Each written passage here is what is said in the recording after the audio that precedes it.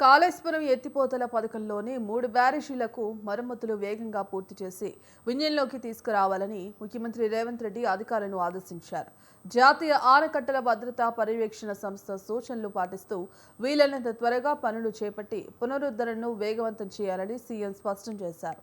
ఆయన జూబ్లీహిల్స్లోని తన నివాసంలో మంత్రి ఉత్తమ్ కుమార్ రెడ్డితో కలిసి కాళేశ్వరం ప్రాజెక్టుపై సమీక్ష నిర్వహించారు. కాళేశ్వరం బ్యారేజీల మరమ్మతుల కోసం ప్రత్యేక కార్యాచరణ రూపొందించాలని ఈ సందర్భంగా సీఎం ఆదేశించారు. నిరంతరం పర్యవేక్షణ చేయాలన్నారు.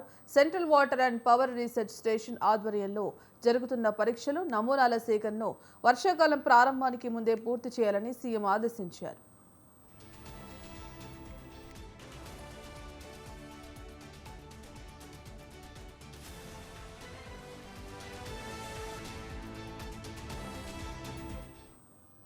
నీటిపారుదల శాఖ, సిడబ్ల్యూపీఆర్ఎస్, బ్యారేజీల నిర్మాణ సంస్థలు, డిజైన్ కన్సల్టేషన్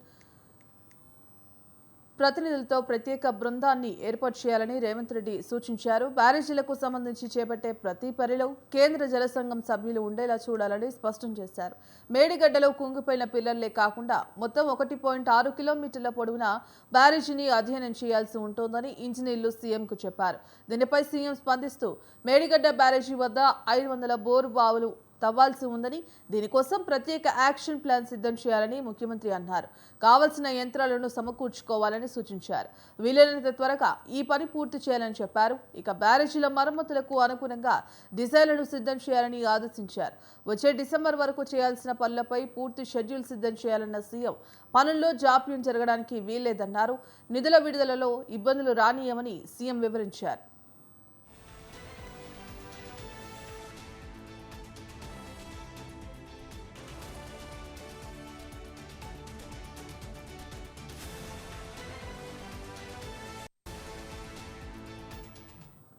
కాళేశ్వరం బ్యారేజీల పునరుద్ధరణ పనులు ప్రారంభమయ్యాక తాను మేడిగడ్డకు వస్తానని ముఖ్యమంత్రి చెప్పారు.